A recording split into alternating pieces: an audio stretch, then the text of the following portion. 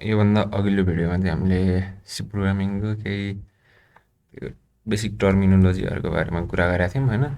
यसको source file यहाँ छ। अब आजको भिडियोमा भने हामी सी प्रोग्रामिङमा सधैँभरि युज गरिराख्नुपर्ने प्रिन्ट एफ फङ्सनको बारेमा डिटेलली कुरा गर्नेछौँ। त्यसको लागि मैले एउटा नयाँ 3 नम्बरमा प्रिन्ट एफ डट सी भन्ने फाइल बनाउँछु अनि यो भित्र बेसिक कुराहरू लेखिहाल्छु है त। इन्क्लुड stdio डट एच अच्छा यो राख्छु अनि त्यस पछाडि मैले मेन फङ्सन लेख्नेछु। यी नचाहिने कुराहरू म यसरी हटाइदिन्छु। हाम्रो बेसिक सिन्ट्याक्स यति हो, यहाँभित्रमा कोड हुनेछ। अब प्रिन्ट एफ फङ्सनको कुराहरू। प्रिन्ट एफ फङ्सन भनेको यसरी प्रिन्ट एफ राखेर स्मल ब्राकेट त्यस पछाडि यो डबल कोड राखेर यो भित्र जे कुरा लेखिन्छ जस्ट हामीले आउटपुट स्क्रिनमा यसको यो भित्र लेखेको कुराको रिजल्ट पाउँछौँ। जस्तै मैले यहाँभित्र मैले सुभाष लेखिदिएँ भने के लेखेँ यसरी लेख्थ्यो भने अनि यहाँ सेमिकोलन त छुटाउनु भएन हरेक कमान्ड लाइनको पछाडि। अनि मैले यसलाई सेभ गरिदिन्छु होइन। अब रन गर्नको लागि यहाँ गएर क्लिक गरे नि हुन्छ। सधैँ हामीले किबोर्डबाट टाइप गरेर हुनाले सर्टकट कीहरू युज गर्न सजिलो हुन्छ। रनको सर्टकट की भनेको कन्ट्रोल अल्ट एन हुन्छ होइन यो डिफल्टमा। अनि यसरी माइ नेम इज सुभाष भनेर यहाँनिर मेरो आउटपुट प्रिन्ट भएको छ। सर्टकट की कसरी थाहा पाउने भन्ने चाहनुहुन्छ भने यहाँ सेटिङ सेक्सनमा गएर यहाँ किबोर्ड सर्टकट हुन्छ। यहाँ इन्फाइनाइट अफ सर्टकट किजहरू छन् अनि यो मध्ये टक्क आफूलाई चाहिएको हेर्न सक्नुहुन्छ। जस्तै अहिलेको लागि मैले रन कोडको सर्टकट की युज गरेको थिएँ। यहाँ रन कोडको लागि कन्ट्रोल अल्ट एन भयो, त्यो कोड हुँदा हुँदै स्टप गर्नु पऱ्यो यताउति। सर्टकट की अनगिन्ती छन्, सबै युज गर्न सकिँदैन। जुन काम धेरै गर्नुपर्ने हुन्छ त्यसको सर्टकट की युज गर्न सकिन्छ त। अनि त्यस्तै गरी यति मात्रै प्रिन्ट गर्नु पऱ्यो भन्दा टक्क माइ नेम इज सुभाष एकदम भयो। अब मैले यो त्यस पछाडि नयाँ लाइनमा बाँकी कुराहरू प्रिन्ट गर्नु पऱ्यो। यसरी मैले इन्टर हाने भने त अब दोस्रोमा I am an engineering student यस्तो केही राख्नु पऱ्यो भने यहाँ इरर आउँछ। यसरी हामी नयाँ पेजमा गएर लेख्न सक्दैनौँ। अनि जस्तै मैले यहाँनिर कन्ट्रोल हान्छु, यहाँ भयानक इररहरू आउँछ। यहाँ प्रब्लम के भएको छ यो कुराहरू देख्न सकिन्छ होइन। यसरी मल्टिपल लाइनमा यसरी इन्टर हानेर टेक्स्टहरू लेखेर हामी नयाँ लाइनमा पुग्न सक्दैनौँ। त्यसको लागि मैले अघिल्लो भिडियोमा स्केप सिक्वेन्स भन्नेको कुरा गरेको थिएँ। त्यहाँनिर स्ल्यास एन आएको थियो नयाँ लाइनमा कुनै कुरा प्रिन्ट गर्नु पऱ्यो भने मैले यसलाई सेभ गरिदिन्छु। सेभ नगरिकन मैले रन गराएँ भने पनि त्यो सेटिङ पनि मिलाएको छु यहाँ। यत्तिकै आफै सेभ हुन्छ। अनि यसरी फर्स्ट लाइनमा माइ नेम इज सुभाष, त्यसपछि एम इन्जिनियरिङ स्टुडेन्ट यसरी आयो। अर्को कुरा के हुन्छ भने म चाहिँ यो प्रिन्ट चाहिँ एउटै लाइनमा हुन दिन्छु। तर यसरी लेख्दै जाँदाखेरि के हुन्छ यहाँ यति छोटो कुरा लेख्दा त यो सबै कुरा अड्यो होइन। जस्तै मैले यही कुरालाई बारम्बार कपी गर्छु है त। यो यति भयो होइन। यस पछाडि पनि यही राख्दै जाँदाखेरि यहाँ के भयो यो त एकदम लामो भयो नि त। यसरी मैले लेखेको मेसेज त यता परसम्म गयो, यहाँ बिचमा केही मिस्टेक गरे हुन सक्छु, त्यो कुराहरू देखिएन। अनि यो रन हुँदाखेरि चाहिँ यसरी एउटै लाइनमा आओस् होइन। लाइन सकिएपछि त नयाँ लाइनमा झर्नु परिहाल्यो। यस्तै गरी आओस्। तर यहाँनिर मैले फर्मेटिङ गर्दा यहाँनिर के छ यो भ्यास कोडमा अथवा कुनै पनि कोड एडिटरमा हेर्दाखेरि चाहिँ यसरी नयाँ नयाँ लाइनमा मैले हेर्न सकौँ भनेर गर्न चाहन्छु भने त्यसको लागि पनि कुनै तरिका हुनु पऱ्यो नि त होइन। तरिका नभए त हुँदैन। अनि जहाँसम्म लेखेको छ त्यो लाइन सकिउन्जेलमा यस्तो डबल कोड राखिदिने। अनि त्यस पछाडि तल्लो नयाँ लाइनको पनि सुरुमा फेरि यही डबल कोड राख्नु पऱ्यो। अनि फेरि यसको लास्टमा गएर पनि डबल कोड राखिदिनु पऱ्यो।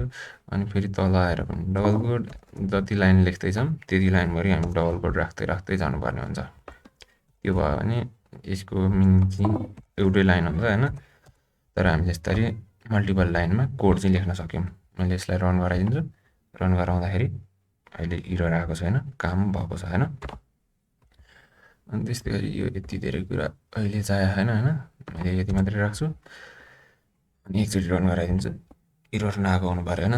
अनि यो भइसक्यो। अनि बिचमा स्पेसिङहरूको लागि कन्ट्रोल टी स्ल्यास टी यसले होराइजनल ट्याब दिन्छ होइन। यस्ता यस्ता कुराहरू पनि हामीले त्यो हिजोको थ्योरिटिकल भिडियोमा हल्का हेरेका थियौँ, यहाँ प्र्याक्टिकल्ली हेर्न सक्छौँ। यो सिम्पली मेसेज प्रिन्ट गर्ने। अनि त्यसलाई हल्का फर्मेटिङ गर्ने यताउति कुरा भयो प्रिन्ट एफको होइन। अब बाँकी कुरा चाहिँ के हुन्छ भने जस्तै हामीले प्रोग्राम लेखेका हुन्छौँ होइन, अनि यतापट्टि भेरिएबलहरू बनाएको हुन्छन्। जस्तै अहिलेको लागि यो बुझ्नु भएको छैन भने केही छैन, अहिले इक्जाम्पल मात्रै हो त। यस्तो भेरिएबलहरू मैले राखिदिएको छु, अनि यो भेरिएबलभित्र चाहिँ हामीले विभिन्न अपरेसन गरेर लास्टमा रिजल्ट ल्याएको हुन्छौँ होइन। रिजल्ट त हामीलाई प्रोग्राम गर्दा गर्दै थाहा हुँदैन नि त, युजरले के इनपुट दिन्छ अथवा त्यहाँ के काम हुन्छ त्यही अनुसार आउँछ। त्यो कुरा चाहिँ प्रिन्ट एफमा राख्नुपर्ने भयो भने त्यो कसरी राख्ने त्यो सिक्नु पऱ्यो होइन। जस्तै अब मैले यहाँनिर के राख्छु, भ्यालु अफ एज, अहिले त मलाई थाहा छ मैले यस्तरी 9 राख्न सकेँ होइन, अनि रिजल्टमा 9 आउँछ। Value of x equal to 9, तर सधैँभरि त मलाई थाहा नहुन सक्छ नि त। जस्तै मैले यहाँको भ्यालु अहिले चेन्ज गरिदिएँ अनि त्यो प्रोग्राममा 9 लेखाएको छ भने त यो सधैँभरि 9 बसिरहने भयो।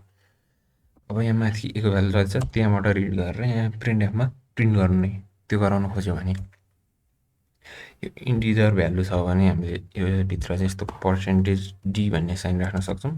पर्सेन्टेज डी साइन राखेर यतापट्टि भेरिएबलको नाम राखिदिनु पर्ने हुन्छ। यो डबल कोट सकिसके पछाडि जस्तै मैले ए राखिदिन्छु होइन, अहिले हाम्रो भेरिएबल ए छ भने। यस्तो भइसकेपछि अब एको ठाउँमा कुन भ्यालु चाहिँ बसेको छ त्यही भ्यालु हाम्रो तल आएर प्रिन्ट हुने भयो। के भयो यहाँ, किन एरर आउँछ?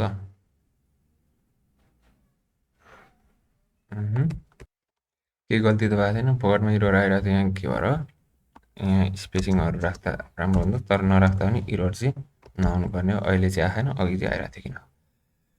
यति भइसकेपछि यसरी यहाँनिर चाहिँ कुरा गरेका छौँ, ठ्याक्कै यहाँ हाम्रो आउटपुट आउँछ। जस्तै अब मैले एलाई यसरी प्लस प्लस ए गरेर इन्क्रिप्ट गर्न सकिन्छ होइन, यो कुराहरू पछि आउँछ होइन। यसलाई रन गरायो भने अब एको भ्यालु चाहिँ एकले बढेको हुन्छ, जुन बढेको भ्यालु चाहिँ 11। त्यस्तै यहाँ प्लस प्लसको सट्टा अगाडि माइनस माइनस गऱ्यो भने घट्ने भयो होइन। यहाँ 9 आउनु पऱ्यो। यसरी चाहिएको भ्यालुहरू हामीले पाउन सक्छौँ प्रिन्ट एफ फङ्सनको युज गरेर। जस्तै यो इन्टिजर थियो होइन, अहिले फ्लोट छ भने फ्लोट भनेको चाहिँ डेसिमल आउनेवाला नम्बरहरू, त्यस्तो छ भने चाहिँ पर्सेन्टेज डीले काम नगर्ने हुन्छ होइन। पर्सेन्टेज डी राख्दाखेरि इन्टिजर भ्यालु कुनै पनि छैन, त्यही भएर 0 आउँछ होइन। त्यो केसमा हामीले यहाँ प्लटको लागि एफ राख्नुपर्ने हुन्छ। अनि मैले यसलाई रन गराएँ भने हाम्रो भ्यालु जति हो टक्क यति आउँछ। डेसिमल पछाडि यति धेरै नम्बर आएको छ होइन। अनि यहाँ डेसिमल पछाडि कतिवटा नम्बर चाहियो, जस्तै 0.2 राख्नु छ भने मैले यसलाई रन गराउन सक्छु, 2टा मात्रै डेसिमल नम्बर आउने छ। जस्तै यहाँनिर 10.9945 यस्तै के छ भने 2वटा मात्रै हामीले नम्बर यसरी पाउँछौँ। यो इन्टिजर फ्लोटको कुराहरू भयो होइन। त्यस्तै अब हामीसँग त क्यारेक्टर पनि हुन्छ। यहाँनिर अरे यार यति कुरा मेटेर क्यारेक्टर डिफाइन गर्न क्यार राख्नु पऱ्यो। अहिलेको लागि भेरिएबल मैले ए नै राखिदिन्छु, यो भित्र क्यारेक्टर राख्न चाहिँ यो साइन अथवा यो डबल कोट जुनमा पनि राख्न सक्छौँ। जस्तै मैले अहिले ए राख्थेँ होइन, सेमिकोलन राख्नु पऱ्यो। त्यसलाई रन गराइदिउँ। यहाँ फ्लोट त राख्नु भएन नि त, पर्सेन्टेज क्यारेक्टरको लागि पर्सेन्टेज सी राख्नु पऱ्यो होइन। अब मैले रन गराइदिन्छु। यहाँनिर के एरर भयो हुनसक्छ, यो डबल कोट नभएर सिङ्गल कोट मात्रै हुनसक्छ।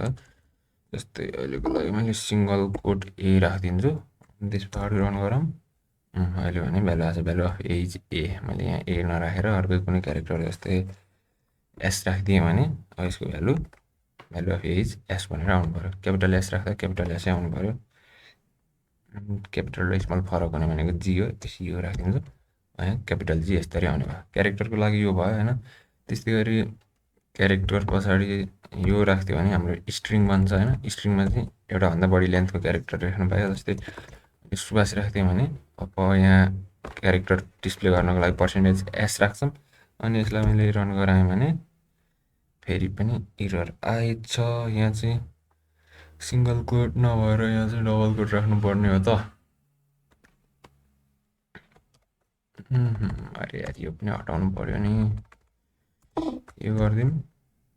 मैले भने यस्तरी सुभाष प्रिन्ट भयो होइन। हामीले यस्तो यस्तो धेरै कुराहरू प्रिन्ट एफद्वारा गर्दै जानेछौँ। प्रिन्ट एफको यो बेसिक मात्र भयो, हरेक ठाउँमा युज हुँदै जाँदा हामी सिक्दै जानेछौँ। नेक्स्ट भिडियोमा चाहिँ म स्क्यान एफको कुरा गर्नेछु। स्क्यान एफमा पनि सेम प्रोसिडर हो, हल्का मात्रै फरक हो। त्यहाँ चाहिँ यहाँ भ्यालु प्रिन्ट गराउने थियो भने त्यहाँ भ्यालु रिड गराउने हो, मतलब भ्यालु इनपुट दिने हो। आजको भिडियोमा यति नै भयो।